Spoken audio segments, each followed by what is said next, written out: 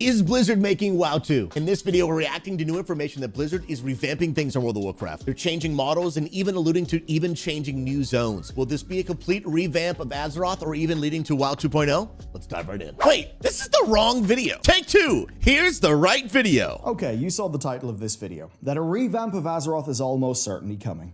And here's the deal. Why else would World of Warcraft's game director, for the first time speaking to the press on this topic, Tell me, say Bellular. that it is very likely? I don't know, tell me And though.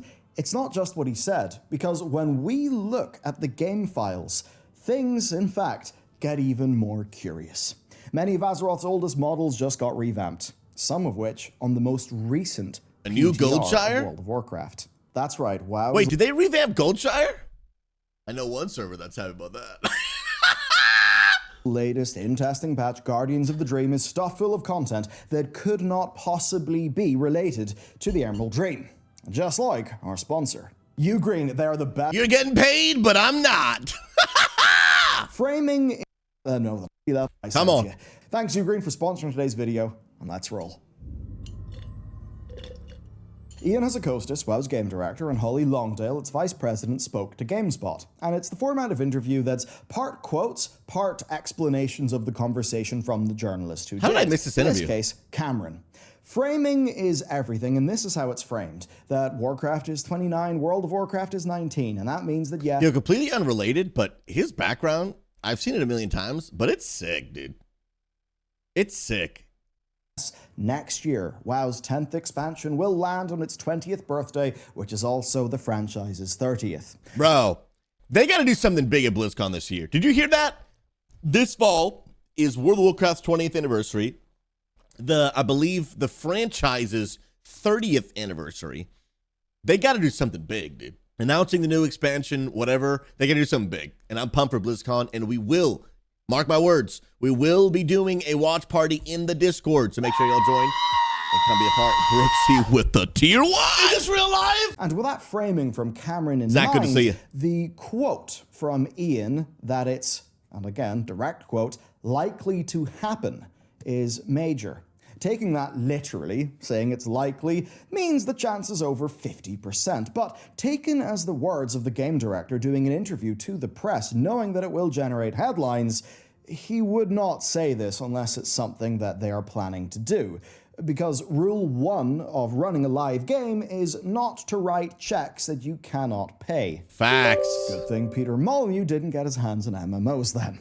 Ian's reasoning is obvious to us all, and he puts it like this. We've kind of painted ourselves into a corner where we have all these iconic locations, but we can't really use them because they've already been used. Obviously, part of the classic appeal is the journey back to the core continents, not some fresh island dredged up from the bowels of the lore. And as far as Warcraft, the series of RTSs that got this whole thing started, as far as they were concerned, it was all Eastern Kingdoms and Outland, later Kalimdor and Northrend in Warcraft 3. That's their task then. Doing so is not easy. Ian says that he's aware of Cataclysm's problems, and that means that any revamp would be unlike what we've seen before. Okay. So if they did revamp the world, they're saying that it would not either be at the scale or similar to Cataclysm. I'd like for them to break that down. I mean, they're being vague, right? Because they're trying to maybe tease some things, but not necessarily give away the whole idea. But Cataclysm, I think, was not necessarily so well received, because it took a world that people loved and a world that I think a lot of people considered not to be broken, and then they fixed it, right? It's kind of the principle, if it's not broke, don't fix it. Some people loved it, some people didn't, and it really kind of changed the way that the world felt. But now, all these years later, Azeroth is a world that most of us as players, we just don't really interact with anymore, right? That's why I've always been kind of, a fan of like maybe the idea of like maybe not 10.2, but a WoW 2 as an order. I know it's a huge topic, but the reality is, even if they go back and change Azeroth, I never go to Azeroth. And that's kind of the way the game works today. You're just, for the most part, just in the zone of the new expansion. Like I'm in Valdrakken. I go to Stormwind or Orgrimmar like once in a while. So even if they do change Azeroth, There's really some bigger fundamental root problems they need to fix, because even if they change it, you and I, like, we don't really interact with it. You know what I mean? Like, put a 5 in chat if you felt like if they completely revamped Azeroth, if that really just wouldn't affect you and the way you play the game all that much. It wouldn't really affect me. Cataclysm's largest problem, one that Blizzard would later admit, is that it stretched their team thin. The revamp went way beyond scope, and all aspects of WoW back then suffered. We don't know exactly how large the Warcraft dev team was back then. However, in this 2009 interview, I saw it quoted that they had 51 artists and 37 designers. Obviously, that's just two departments. Sometimes I forget how big the change was. There are many more people, but as an example, whenever we counted the World of Warcraft team size per Dragonflight's credits, it was over 700. Wow. So bandwidth just is not an issue. But that's not Cataclysm's only problem. It also destroyed Azeroth, where we had zone-based stories, right, that created a vast world full of possibility and rich lore. Well, that was all set ablaze. A lot of those stories took a back seat. Instead, it was Twilight's Hammer cultists, the fallout of Deathwing. Many places were on fire. So not only was the original Azeroth quite literally destroyed, the new one lacked that rich zone diversity. The type of story told, too, was a problem. I mean, a cataclysmic event and its immediate fallout. Cool for an expansion, but more than any other story, that would age. When Ian Hazacostas then says that they will avoid Cataclysm's problems, he actually means a lot. Number 1, don't destroy what's already there. Number 2, focus on zone-based evergreen stories. And obviously number 3, don't bite off more than you can chew. It's a good point. By now, it's a good point. I sense, though, Sounds like Adam, you good to want see you, me man. to show you something tangible in this video, right? So let's get a taste of just how much work has been done already. Oh, wait, they've already started working on it? These elf boats set the community alight a while ago. They're absolutely gorgeous, and they seemingly weren't all that important to the Dragon Isles. Patch 10.2 then just added both of these. Both the Northrend Icebreaker and the classic human ship in full modern glory. These are in patch 10.2. And there's a lot more. We actually have new HD airships. So these are the new boats? Yo, that's kind of dope, dude. Factions. And in 10.2, we've actually just seen, in case you need some war, some brand new siege engines. Here's the new Darkmoon Fair. Brand new, sitting there in the game files, ready to go, but not used in the game. So this comment might seem a little off topic, but if they are making this much change to attempt to like revamp the current game, probably means that the idea of a WoW 2 is probably becoming less and less likely, right? Why would they overhaul the current game if they're just planning on making a new one anyway? They're probably not, right? So nothing official, but the more that they talk about this, the more that the rumors of a one-day WoW 2 are probably, I'm not going to say never going to happen, but we're getting pushed like further and further out. Turn to community data miner Ellie, and we can see this gorgeous Midsummer Fire Festival asset. Again, that festival's not until next summer. But that's not all. Here are some alliance base building components from a while ago. Okay. And look, there are way more things in the game files that aren't in the game right now, but you've got a taste of that. We can also cover what is actually in the game right now. Because think of classic WoW. You're going to think of gnolls, murlocs, centaur, furbolgs, wolves, bears, spiders, dragons, drakes, undead, scarlet crusaders, pirates. Many of World of Warcraft's mobs are updated. If you return to those old zones, you can actually see brand new, fresh models that look good today. Wait, is this a comparison? Like, did they turn these into these? And then these into these? Is that a thing? Because that's kind of crazy, bro. That's mega updated. I did not know they had done that. That's actually sick. Used to create the Dragon Isles. Those would apply to so many of classic Warcraft zones. I mean, the Azure Span probably gets you a good proportion of Northrend if you really needed it. And really, anything that is made after Legion is good for reuse in terms of game assets. Buildings, be it Centaur, Elf Temple, Night Elf Forest Dwellings, Human, Orc fortifications. For any of these things and so many more, the assets already exist. So, between the things that have been added to the game builds, but not actually added to the game itself that we've been seeing over the last while, to the things that are in-game, it is abundantly clear that when it comes to raw asset production, much progress on this revamp has already been made. Wow. But it's not just about assets. The world has got to be right, the narrative has got to be right, and narratively, Blizzard are in the perfect position to not repeat Cataclysm's long-term narrative problem, because its story rapidly aged, Smart. leaving us in Azeroth that 13 years later is still in many ways on fire. Dragonflight contained World of Warcraft's first time skip, because from the end of Shadowlands to Razageth's escape, 3 years passed. That's in addition to, of course, the 2 years that passed while the Shadowlands expansion took place. What's happened in the world? The answer to that is not much. Key topics like the retaking of Gil... It's a little bit off topic, but I really, and I've been talking about this for a while, I really think that, especially right now, we were in Shadowlands where, you know, time could have worked differently in the Shadowlands than it did in real world, right? In the normal world of Azeroth. Now we're in Dragonflight, which is very Chromie themed. I think there's a lot of room for them to do a, like you said, like a time skip, where because of all this, you know, we've jumped ahead X amount of times, or you go right into the story, something crazy happened, and now, boom, X amount of years has gone by, and like right then in the story as to why you've now changed the world because we did a Chromie time skip. I think there's a lot of opportunity there. Bro, Blink Heels, after this video is over, remind me, we're going to sing my birthday, bro. Today's your day. We're going to sing it, absolutely. Is just left on pause for no good reason. No good in-game reason, that is, because a while back, narrative lead Steve Denuser said that when Gilneas is retaken, it will be on screen for us to play, that it won't be relegated to a book. Sounds like he knows something we don't when he said that. Okay. Of course, expand that to the rest of Lordaeron, and there is so much narrative potential that we actually did a full video on it a while back. And that counts for everywhere else. Ashenvale and Darkshore suffered greatly. Re-establishing these regions for the Night Elves would be the ideal narrative reset. The prospect of a WoW 2, something that, yes, has an endgame narrative, but more importantly, is reintroducing the entire core world that is upon us. So let's talk about how it quite literally could happen.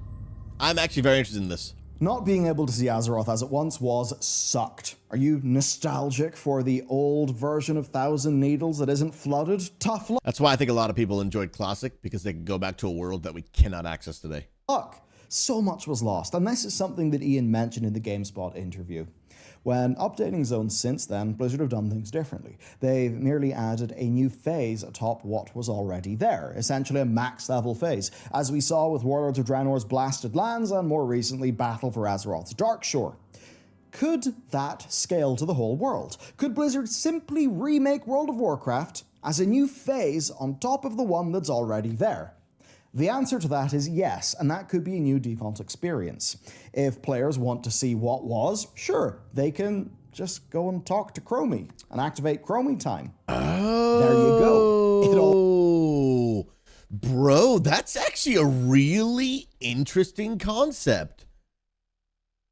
That they could give us a whole new world while still being able to access the old one. And dude, that could fit within the Chromie time option. Dude, that's actually pretty smart, bro. I would really be interested in that as an option, because for those that didn't play Destiny, Destiny did something similar where they made a new world in Destiny 2, but as an MMO, you guys know, like investing thousands of hours into a character and into a universe for then it to like go away, kind of sucks, right?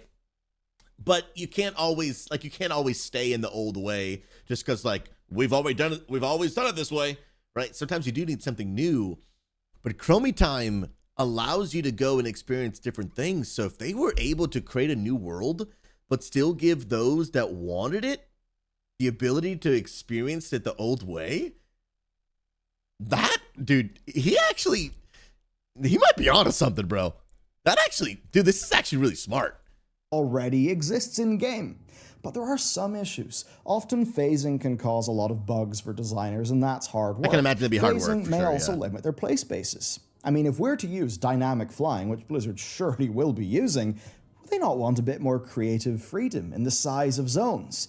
And recently, when I was streaming with Matt, Ellie was in our chat. I mentioned her work earlier. She put forward the idea of just making a new continent from scratch. Now, when she says that, that is referring to how these things exist in the game files.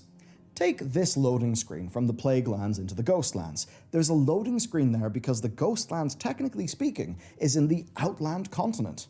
Because it was put in the Burning Crusade. Sure. That's why there's a load screen. So, if we are willing to say that entering Chromie time just takes us back to the old WoW, then starting fresh with Eastern Kingdoms and Kalimdor, yeah, you could say that's totally possible. We could see these zones fully brought to life with modern tools. In many ways, that would be incredible. Now, it would be hard to not lose the charm that those places have. Like, that is a challenge, but if Blizzard wanted to, just take that clean break and have proper creative freedom to essentially craft the WoW 2 that people have wanted for years. Well, that is precisely how they would do it. Bro, I would be interested in that. And here they are again, just to remind you. It's a shortcoming if you take a step back and think about World of Warcraft as an ongoing living world. We've kind of painted ourselves into a corner where we have all of these iconic locations, but we can't really use them because they've already been used, right? You know, guys, I'll tell you, I have been impressed with Blizzard in Dragonflight. Not just with the current state of the game, not just with the current features of the game, but it really seems like something internally is happening at Blizzard in a positive way that is really making them do a few things. And I think we've seen that in this expansion. Listening to the community. I've seen Blizzard listen to the community more in Dragonflight than we ever have before.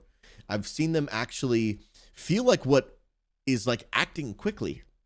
Like rather than taking a long time to make decisions, like it feels like they're doing things rather quickly.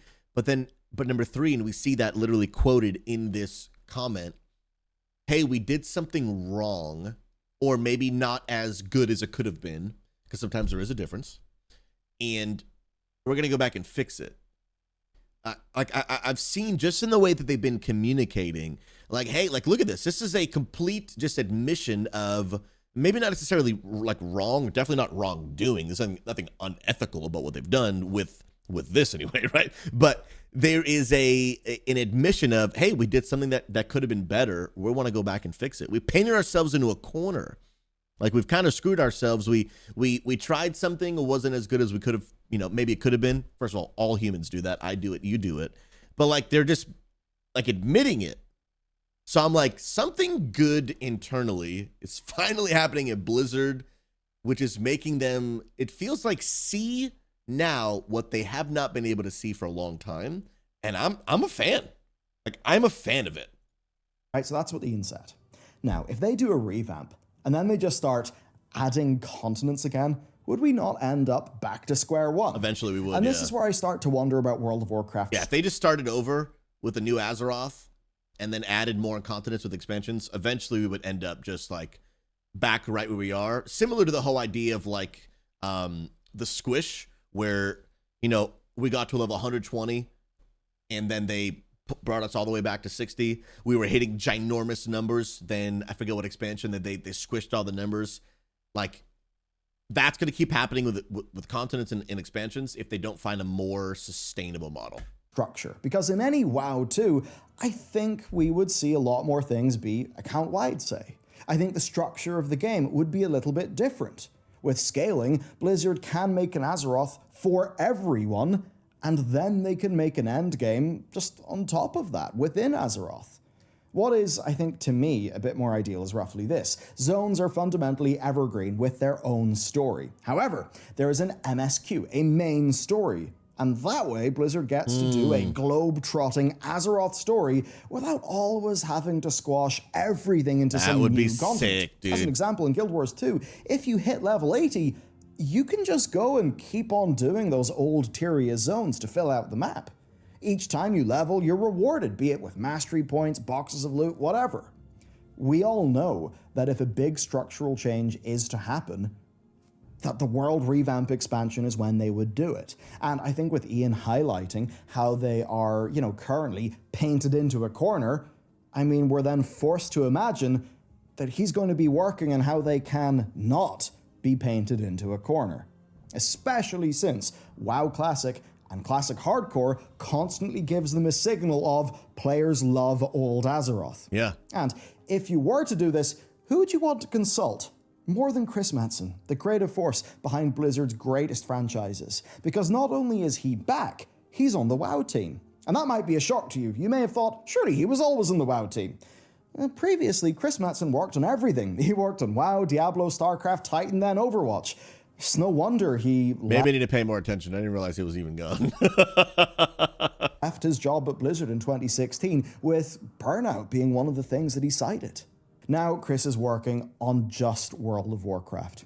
Bringing the world that he helped make up to the modern day, I think, would be quite the natural challenge, and it would be the main way you could actually get retail WoW back to being this position of a large evergreen game that can truly attract new players. For what it's worth, in that interview, Ian and Holly also talked about how being able to, now that they have kind of ran through the course of all the Warcraft 3 content, how they can just bounce ideas off Chris, and how they can work together to ensure that new things still feel Warcrafty.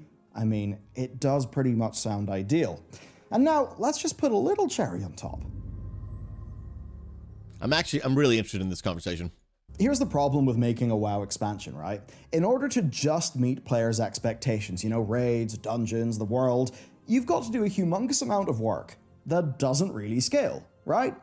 Here's the problem. What is the Dragon Isles? What's the lore? Who lives there? What does it look like? What's the art direction? What's the layout? Who lives where? There is so much new required. And that only gets them to the point of having a place for us to go and do stuff in.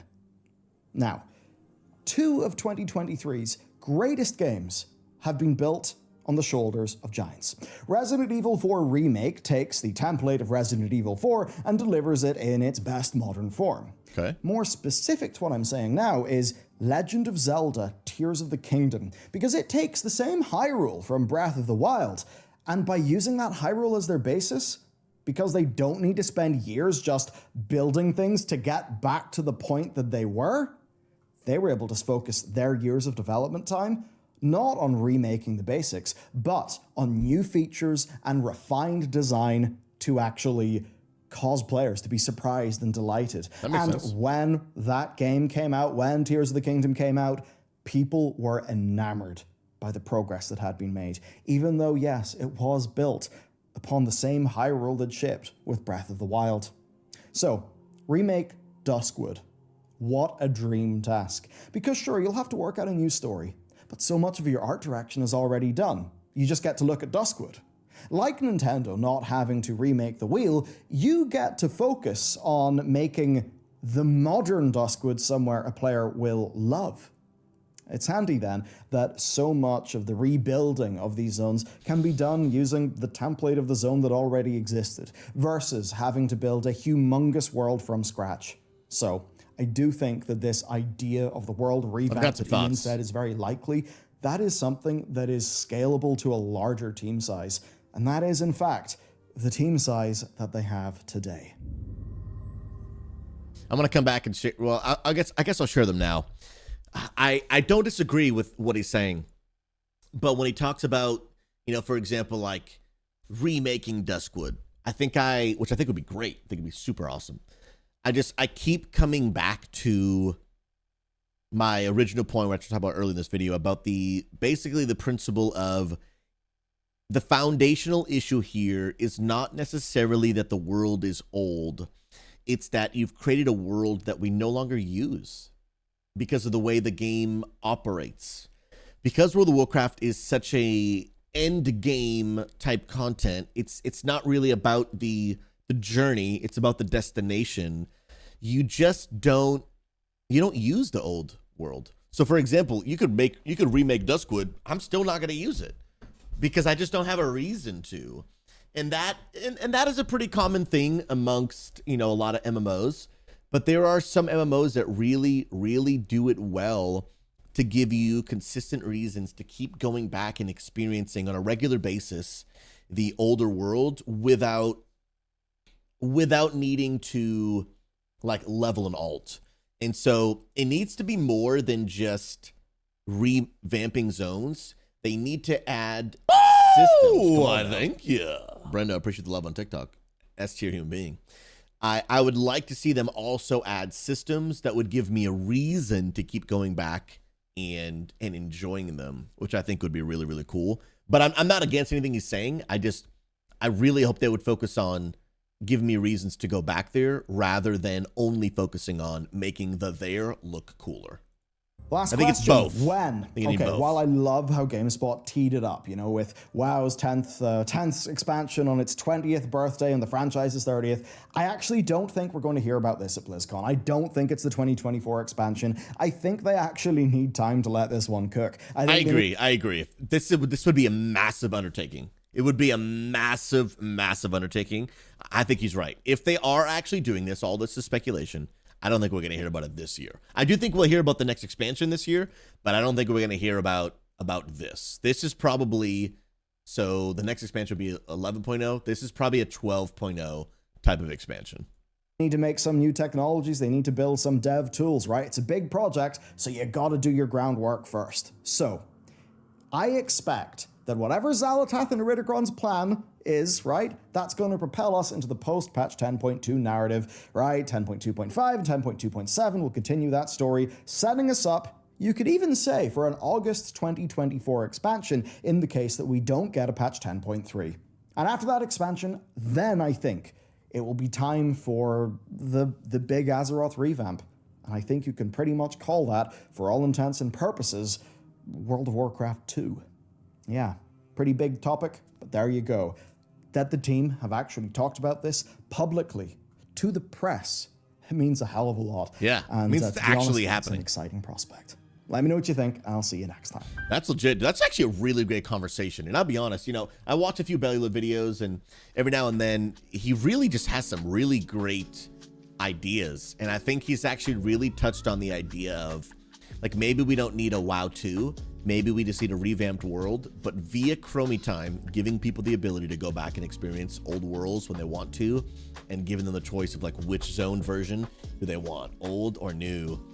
I don't know if I have seen that in any MMO out there. Let me know in the chat if you guys have, but I don't think I've seen a game where you can pick between old zone or new zone, but still be in the same game. Like old school RuneScape, you've got old school RuneScape and then RuneScape 3. WoW, you've got WoW Classic and then WoW Retail.